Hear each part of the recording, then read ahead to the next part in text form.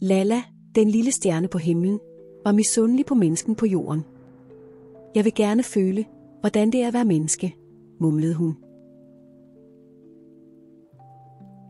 Med mod sprang hun ned og landede på stranden, forvandlet til en blidt lysende pige. Der mødte hun Arman, en fiskerdreng. Hvor kommer du fra?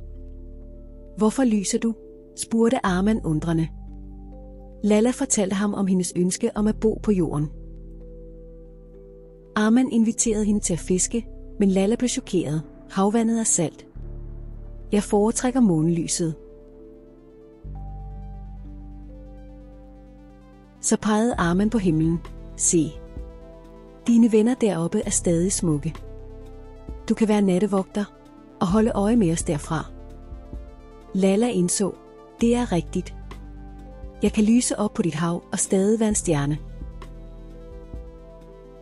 Før daggry fløj Lalla tilbage til himlen. Nu kommunikerer hun og Arman altid gennem stjernens blink og smil til månen. Moral: hvert sted har sin egen magi. Der er ingen grund til at miste sin egen identitet for at jage noget nyt, for vi kan stadig dele lys på forskellige måder.